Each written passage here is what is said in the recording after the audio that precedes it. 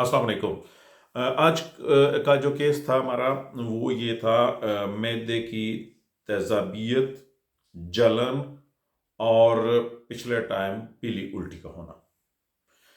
अगर हम गौर से समझें तो मैदे में तेज़ाबियत की 2-3 वजूहत हो सकती हैं। उसकी सबसे पहली वजह ये है कि मैदे में जो तेज़ाब होते हैं कुदरती तौर पर जब मैदा खाली होता है वो तेज़ाब असल में हमें चाहिए होते हैं खुराक को हज़म करने में। जब मैदे में खुराक ही नहीं आ रही तो वो तेज़ाब बहरहाल पहुँच रहे हैं। असूल तो ये होता है कि वो तेज़ाब जो हैं उनको जिस्म खुद ही रोक लेता है। जब हम सुबह नियत करते हैं ना तो जिस्म उनके हाज़मे के निज़ाम सारे को शट डाउन कर लेता है, तेज़ाब कम होते हैं जिस्म के अंदर। लेकिन अगर किसी वजह से वो सिस्टम सही नहीं काम कर रहा, तेज़ाब ज़्यादा आ रहे हैं तो तेज़ाबियत बढ़ेगी। ठीक, पहली वजह। दूसरी वजह मैदे में अल्सर का होना। मैदे में अगर ज़ख्म मौजूद है, मैदा खाली है, खुराक उसमें नहीं है, तेज़ाब आ रहे हैं तो उसमें लाज़मी तौर पर जलन होगी, जैसे आपको पता ही है कि एसिड्स जो है वो बढ़ने का सेंसेशन देते हैं। तीसरा उसमें गैस का होना, उसकी भी वजह तकरीबन इसके साथ मिलती-जुलती है। इसमें तीसरी वजह ये हो सकती है, बल्कि तीसरी सूरत ये हो सकती है कि मैदे में सोजन का होना, जिसे कहते हैं स्टोमाटाइटिस आप कह लें। मैदे में सोजन का होना, उसकी वजह मुख्तलिफ इन्फेक्शंस, बैक्टीरियल इन्फेक्शंस भी हो सकती हैं या हेलिकोबैक्टर भी हो सकता है। तो उसमें ये बहरहाल 2-3 फैक्टर हैं जो मौजूद हैं। तीसरी इसमें हम लोग जो चीज़ लेते हैं वो है पीली उल्टी का होना। पीली उल्टी का होना उससे मुराद हम लोग अगर पिछला टाइम हो रही है, पीली है या थोड़ी सब्ज़ है तो उसमें काफ़ी सारे फैक्टर्स हो सकते हैं, लेकिन उसमें एक बड़ा फैक्टर जो मैंने देखा है ख़ास तौर पर पाकिस्तानी लोगों में, ख़ास तौर पर ख़वातीन में, वो उसमें फैक्टर ये है पित्ते के मसाइल। पित्त उसमें लिवर जो फ्लूइड है वो ज़्यादा होगा और पित्ते की पथरियाँ भी उसमें एक फैक्टर हो सकती हैं। जो कॉलेज है उसमें कॉलिक है जो रोज़े के लोगों को हो जाता है, रोज़ेदारों को हो सकता है। उसमें एक फैक्टर ये भी होता है कि पित्ते की पथरियों की वजह से पेट खाली होता है तो उसमें जो वजह से वो दर्द बढ़ सकता है। तीसरा इसमें फैक्टर जो है वो कब्ज़ का है।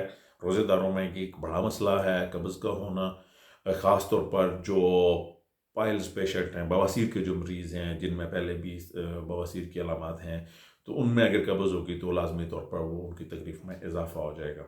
इन तीनों चीज़ों को हम लोग अद्वियात के अलावा घर में फ़र्स्ट एड के तौर पे बल्कि डोमेस्टिक एड के तौर पे हम इनको कैसे मैनेज कर सकते हैं या कम से कम कुछ फासला ले सकते हैं, कुछ बेहतरी की तरफ जा सकते हैं। सबसे पहला काम तो ये करने वाला है कि आपको मॉर्निंग में नाश्ते में आपको चीनी और एसिडिटी छोड़नी पड़ेगी। जितनी खुराकें हैं जिनमें जिस तरह जैम वगैरह है इनको आपको अवॉइड करना होगा, चाय में चीनी कम करनी होगी।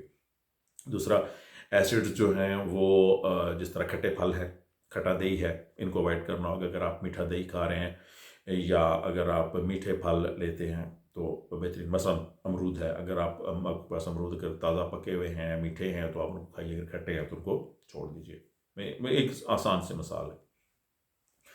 दूसरा इसके लिए हमें चाहिए होगा एक बेहतरीन सा अल्ट्रासाउंड करवा लें ताकि आपको मैदे का भी अल्सर का भी पता चल सके अगर है या नहीं है, ताकि आपको मैदे की पथरियों का पता चल सके है या नहीं है। इसी तरह कॉलन में अल्सर हो सकता है, इंटेस्टाइनल अल्सर्स हो सकते हैं, तो उनमें भी उनका भी आपको पता चल सकता है उसमें अल्ट्रासाउंड में। इसमें के अलावा जो चीज़ है इसका एक और जो करने वाला काम है वो ये किया जा सकता है कि आप एक जग 2 लीटर पानी लें, उसमें एक लीमू उसको छोटा छोटा काट के उस पानी में डाल दें।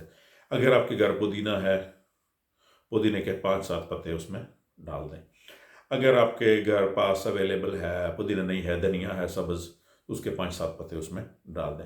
ये पानी आप रोज़ा खोलने से कम 4 घंटे पहले तैयार करके उसको रख दें। रोज़ा इसी पानी से खोलें, तली हुई चीज़ों को अवॉइड करें और जो है वो मसाले वगैरह इनको अवॉइड करें। इस पानी को कम से कम 2.5 लीटर एक बंदा जिसका एवरेज वेट अबाउट 60 है, उससे 10 किलो ज़्यादा 10 किलो कम उससे नहीं फ़र्क पड़ता, उसको एवरेज 2 लीटर पानी पीना चाहिए। अगर आप 2.5 लीटर भी पानी पीते हैं तो ये आपके लिए बेहतरीन है। اس میں دو فائدے آپ کو ہوں گے. ایک تو اس سے آپ کو قبض ایسیڈیٹی کم ہو جائے گی. ٹھیک ہے. نیمبو کا ویسے نیمبو کھٹا ہوتا ہے. ٹھیک ہے جی. لیکن اس میں جو ایسڈز ہوتے ہیں جب یہ پانی میں جاتے ہیں تو یہ تیزاب چینج ہو جاتے ہیں. ٹھیک ہے. یہ تیزابیت کو کم کرنے میں مدد دیتے ہیں.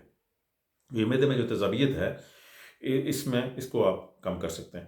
تیسرا اس کا فائدہ آپ کو یہ ہوگا کہ اگر پیشاب کرتے ہوئے آپ کو جلن محسوس ہوتی ہے، پیشاب کی، چونکہ پانی کم پیتے ہیں روزوں میں، پیشاب کی کوانٹٹی جو ہے وہ کم ہے اور اس میں سے اسمیل زیادہ آ رہی ہے، اس کا رنگ زیادہ گاڑھا ہے، پیلا ہے یا سرخ ہو رہا ہے، تو اس میں بھی آپ کو جو ہے وہ یہ جو پانی ہے جس میں نے بتایا تھا، سب سے پہلے نیمبو، ایک لیٹر پانی میں اگر 2 لیٹر ہے تو 2 نیمبو،